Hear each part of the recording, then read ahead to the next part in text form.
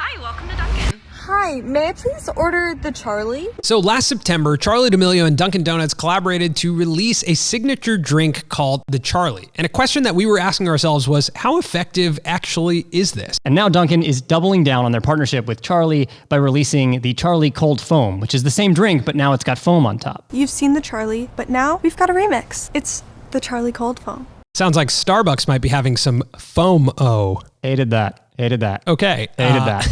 Hated that. Now, even more interesting is Dunkin's strategy with TikTok. They're actually going all in on the platform and turning some of their employees into creators. Hi guys, my name is Caitlin and I'm here to announce that I'm an official Dunkin' TikTok crew ambassador. Like, is Dunkin' Donuts going to build the next huge TikTok creator? What if they took an employee and they had them collab with Charli and all of a sudden they have this huge creator on their hands who works for Dunkin'? But then what if they don't like Dunkin' and they start talking shit about Dunkin'?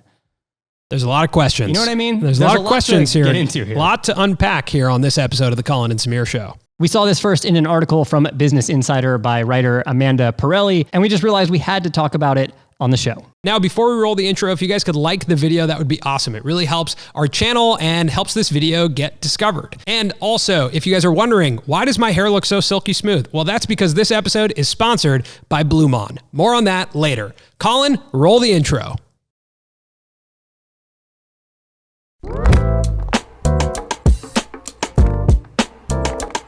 So some quick context on Charli and her relationship with Dunkin' Donuts. Even before she had an official partnership, she was a fan of Dunkin' Donuts. And the head of brand strategy, I think, at Dunkin' Donuts realized this.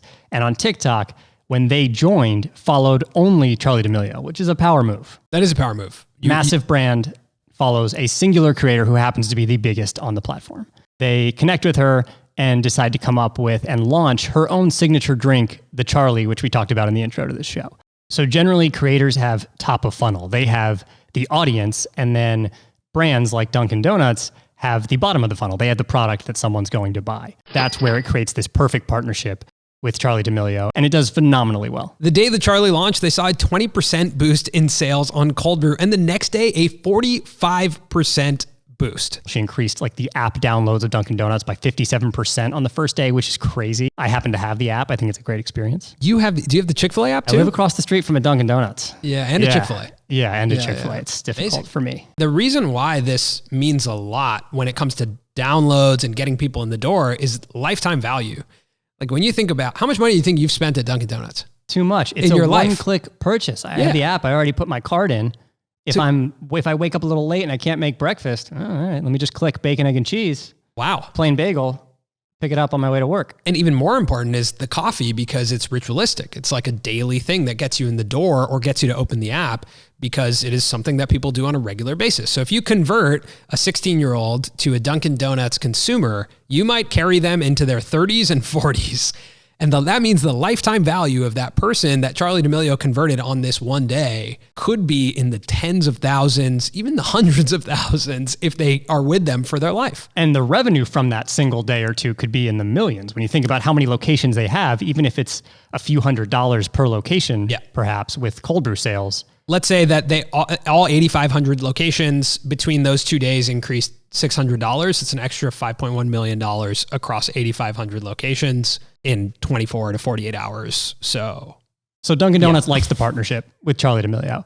Now we read Amanda's article and they've decided to re-up. So the cold foam actually makes a lot of sense to me because it is an additional product to pre-existing products, and you don't have to love the caramel or the syrups that go into the Charli. You can just say, I want a plain iced coffee, but then give me a little cold foam. I think it's really smart. Now, Charli D'Amelio can get you in the door no matter what type of coffee drinker you are. That, I think, is going to really, really boost sales. So now not only is Dunkin' Donuts working with Charli D'Amelio, we read that they are also working with their own employees who they noticed were filming TikToks while they were on the job. And the head of brand strategy decided to create a program for these employees and give them a creative brief monthly for content they could make around Dunkin' Donuts that they could film while they're at work to share on the Dunkin' Donuts account. Fascinating program. Clearly it's working. Dunkin' Donuts is the most followed fast food chain on TikTok. What an interesting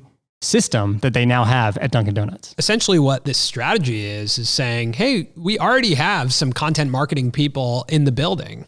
Like our employees who are there, they're going to give you the most like realistic portrayal. So instead of spending on more television ads, more print ads, more billboards, can we shift a small portion of the budget to saying internally, we want to foster some creativity and actually encourage people to be creating on the job and telling stories about what it's like to be at Dunkin', what type of drinks they like to make. You can even unleash secret menu items there.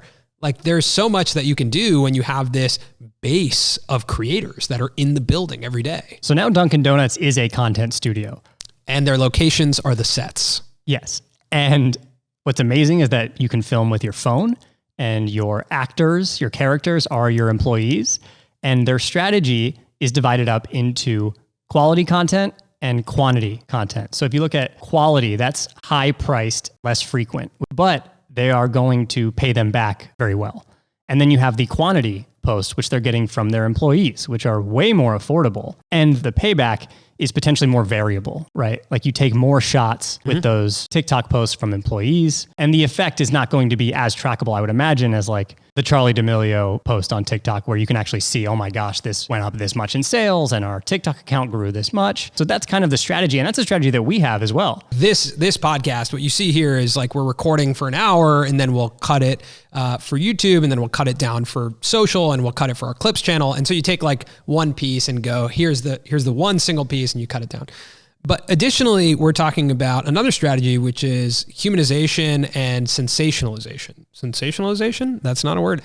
We're talking about humanizing a brand and sensationalizing a brand all at the same time. And sensationalizing means making it kind of really like powerful celebrity, and that's Charli D'Amelio, right? Charli D'Amelio is the sensation. She just won a Kids' Choice. She's like the biggest, right? Like 110 million followers on TikTok. So she's at the top. She's the sensation. Now that creates a situation where you have mass amounts of people looking. But like you mentioned, it can't be as frequent probably. So you need to fill the room with a lot more content. And that's the humanization of the brand, which is, hey, here's the actual people in the buildings having fun, creating, showing you the drinks, like making the brand feel more human.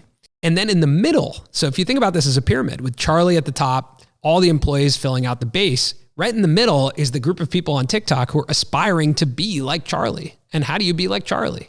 You drink Dunkin Donuts, and you actually are given like aspiration to be like Charli.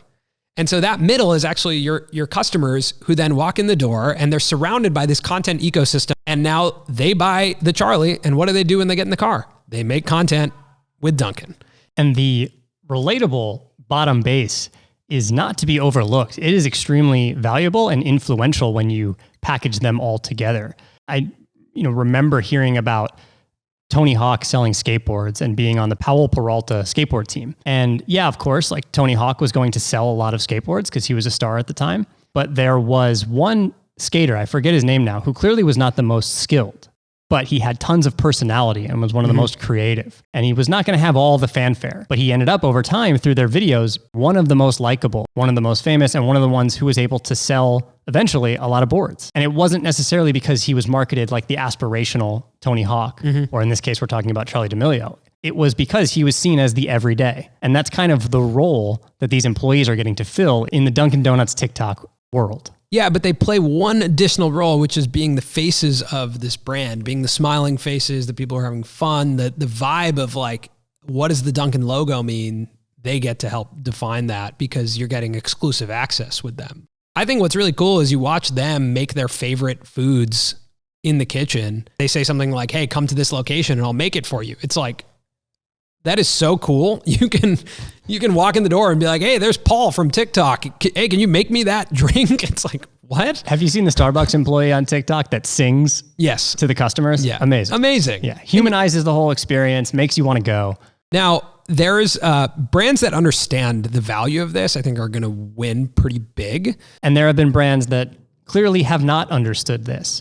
And I feel like Sherwin-Williams was a case study that I remember being shared around Twitter in what not to do. There was a Sherwin-Williams employee who would mix the paints while he was at work and post them to TikTok. Great content. Like 1.2 million followers on TikTok, millions of people enjoying the Sherwin-Williams brand. Young people who would potentially buy this paint. And he ended up being fired for gross misconduct for using the paints in this manner while he was on the job. Clearly, like, there was someone there that did not understand the value of what he was doing. He's fired. He ends up getting hired immediately by another paint company. Yeah, of course. Like, who wouldn't want that in this day and age? But I guess it's like a bit of an old school way of thinking of being like, are you using company time to film your own home videos? To expose my brand in a positive light to millions? Yeah. How dare you? Leave.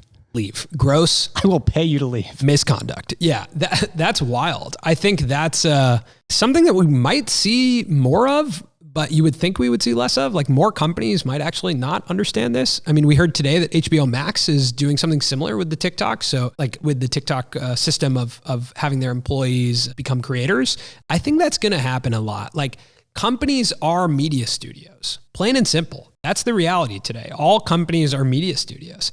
And I think what we're starting to see is some companies are starting as companies who have a product and have their own system, and then they have to become media studios by, accessing talent who are, already building a following. And then also now they're thinking about building their own talent. Or it's all the way on the other side where it's a media studio that has an audience, meaning like an independent creator. Let's take Cody Ko as an example, who's built an audience and then launches multiple businesses. His newest one being Mean Mugs, which is like an exact extension of the thing he does online, but now it scales beyond him and it's a product offering. So it's coming from both angles. But what is fascinating is the bigger companies getting into this now.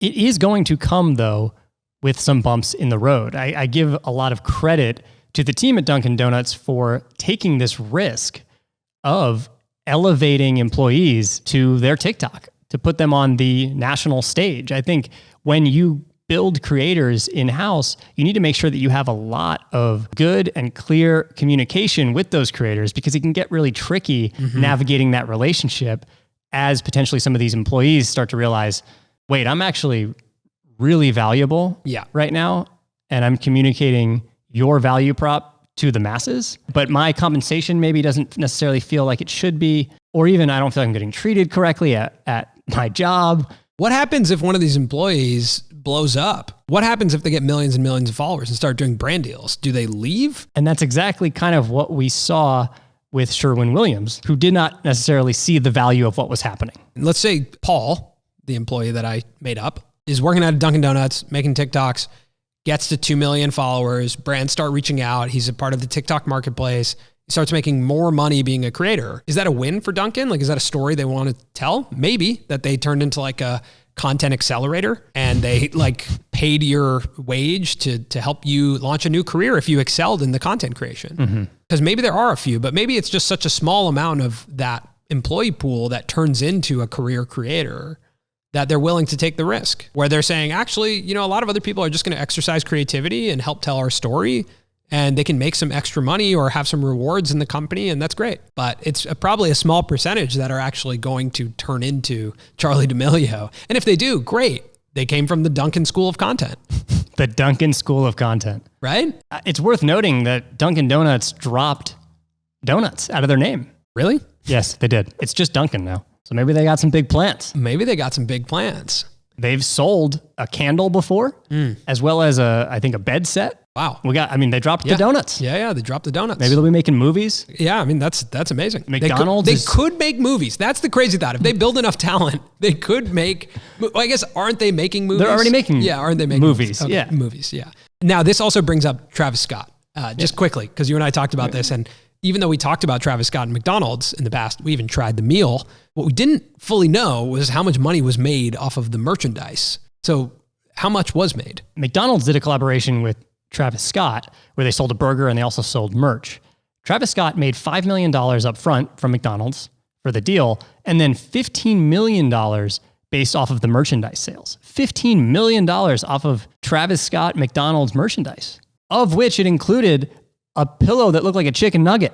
Right. But what it really included was ability to get in an exclusive access to like hype beast culture. Like it again, it kind of goes back to this thing that we talked about on Ian's podcast, Ian Borthwick, from SeatGeek, who I wanted to bring up here, or formerly of SeatGeek, sorry. Ian worked at a company and became kind of a creator.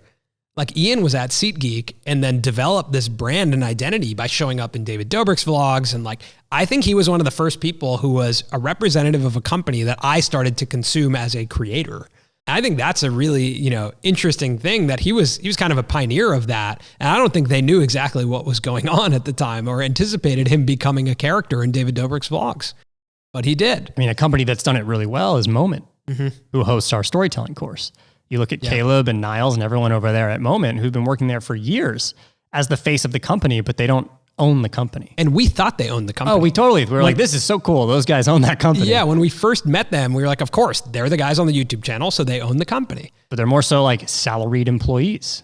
Okay, what's really interesting is actually the sponsor for today's episode is directly in line with what we're talking about. And it's a company that started by a creator named Joseph Andrews. Now, Joseph took to YouTube to start talking about something that he was really interested in, which was hairstyling and men's grooming. So he started this YouTube channel, built a following, talking about other hair products and reviewing other hair products. And then he was actually able to launch his own. And his company today is called Blumaan, and they are the sponsor of today's episode. Their goal is to not only provide an effortless styling experience, but also to prioritize hair health, which is awesome. They break down their products into pre-stylers and post-stylers, which I actually think is very helpful. Especially for people like me. I'm lost when it comes to hair. Everyone can tell. Yeah, okay, that's rude. Yeah. It's okay when I say it, So a pre-styler is a product that you put into damp hair and then blow dry it in. And these are the types of products that they gave to you, Colin. They gave you their Ascend Volume Cream and their Monarch Matte Paste. This is a cream paste product that is actually infused with shea butter. So it smells great. My hair is longer, and so they recommended two products, the Cloud Control Hair Oil, which I have in my hair right now, as well as the Ascend Volume Cream. This is gonna leave my hair being silky smooth, and it's gonna lock in flyaways, which I actually have a big problem with. This is a brand that actually watches our channel and is listening, and that's awesome. And them reaching out was really cool, not only because it was a relevant product to us, but also it's a relevant business. It's a creator-led business, and those are the types of businesses that we like to integrate into our show. So if you're interested in some of Blumaan's hair products, we put a link in the description, and you can use our code CAS for 10% when you check out. We also put a link to their YouTube channel in the description. So thanks so much to Blumaan for sponsoring this episode, and shout out to Joseph Andrews, their founder, for creating this company and really inspiring us in our endeavors as creators. Okay, so what's interesting about what we just talked about, Blumaan, the sponsor of this episode, is that they were a creator-led company that launched a product. And in this episode, we talked about a product company or a restaurant, a services company who then engages creators. What do you think the impact is going to be on the creator economy with bigger and bigger companies? Let's say Coca-Cola launches something like this. Let's say, massive companies, Nike, they start launching like creator networks and creator platforms where they're financing either their employees or other creators to be their faces. Does it limit like creators launching their own businesses? Is it like, what does it do to the creator economy? I've just realized that we're all a part of this attention economy, whether you're Nike or a new creator. Any day, one account can potentially take eyeballs away from another, regardless of whether one is a huge corporation with tons of retail locations or someone in their room with a phone. You want to think we're on like a level playing field. The interesting thing that you're seeing with like Dunkin Donuts and a company like that when they get into creators is that they already have mass attention and the dollars to get mass attention. But what happens when they start taking dollars continually away from traditional agencies and television and really build out serious infrastructure for digital media distribution? All those companies are going to need pretty quick education on how to become content studios. There's going to be a ton of new jobs. Getting a job at Dunkin Donuts means that you also could pursue your creative passion, or you could pursue being a creator. Like, they're not mutually exclusive. It's a really interesting time for all of this. I wonder if it services the creator middle class that was potentially never interested in becoming full-time creator, but always interested in creating on the side. Like, something that I think we find to be really prevalent is that there are a group of people who just want to create, like do their job and then come home and create for fun. And that's their side hustle. Maybe they make some money through, Patreon or other ways and have fun creating. Now that income could actually be supplemented by the company you already work at. And I think that's really interesting. When creativity comes into play though, prices vary a lot. The reason that Dunkin Donuts works at such a global scale is because if there's turnover, if an employee leaves, they have a really good system for training another employee, hiring another employee, and putting them into the exact same spot to do the exact same work. But once you start leaning on the creative muscle of an employee and asking them potentially to follow a brief, but put your own spin on it, do your own thing, if that really takes off, their value starts to increase and it's less replaceable. Who owns the content? See, that's what's interesting is that the Dunkin' Donuts employees are posting it on their accounts and then Dunkin' is sort of resharing. So they're basically creating like user-generated content from their employees, but could Dunkin' then make a commercial out of all of those TikToks? I don't like know. A television commercial? Is there a licensing deal between them and the employee? Whoa. Is it a talent deal now when you sign an employment contract? Like, are you signing away your like talent rights? I don't know. Like if it's on company time, maybe. That's so crazy to think about. So I think that's interesting that they actually now can run paid social ads through their employees. They can run television ads through this content that their employees are creating. They can introduce new trends, new drinks. Like you mentioned, they could just send out a brief and they could develop like a system online that's like essentially, hey, here's request for videos. Anyone who signs up and their videos get approved get paid a little extra. So you're actually submitting your videos and like teams maybe are submitting together. And like it's this world that's turning this creator stuff like on its head a bit. And do employees have certain types of personality traits or characteristics because that's what they want Dunkin' Donuts to be, as opposed to a Wendy's employee who is supposed to like follow what Wendy's does on Twitter and like sort of make funny jokes at other people. You know what I mean? Like imagine a world where it's like, we need to hire the right creators who fit the right personality of the overall brand of this chain. The one thing we didn't talk about here was Beast Burger, and just thinking about the fact that Beast Burger already comes with a cast of characters, right? It's so interesting. And he's, I'd imagine he's going to start launching burgers with other creators. It's going to be a creator-led food chain. That's essentially what Dunkin' is too. And so like all of these places, I think that the end here, like the key takeaway is every business going to say, yeah, we are a creator-led blank, or we are a media-led blank. Probably. Yes. Probably. And that's where, you start seeing the opportunity for creators to launch businesses that maybe aren't so wildly unique, right? Beast launching a fast food chain is like, yeah, okay. Fast food chains are some of the businesses with the most amount of distribution. They have infrastructure where you can franchise them. They have this concept that's not wildly unique, but you put a creator spin on it and you say, we are a creator-led food chain. Also, these employees at Dunkin' Donuts who were chosen for the program clearly added value to themselves because of their ability to storytell digitally. Clearly, storytelling online, storytelling through video is something that's really going to be needed and sought after when it comes to educating employees, new hires, or just coming out of middle school and high school. Do you have this skill set for storytelling online?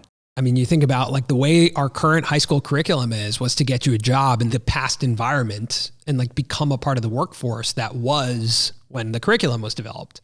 Today, if you want to become a part of the workforce, you got to also pick up a phone, learn how these algorithms work, learn how to create content, learn what makes good content. That's a crazy thought. So love to hear all of your guys' thoughts. What do you think about this? How does this impact the world of creators with Dunkin' Donuts now turning into this media studio? Have you tried the Charli foam? Let us know. And thank you, Blumaan, for sponsoring the episode. Make sure you subscribe, like, comment, and we will see you next week right here on the Colin and Samir Show. If you made it this far, comment below with something really specific about the episode that only you would know if you watched the entire episode. All right. See ya.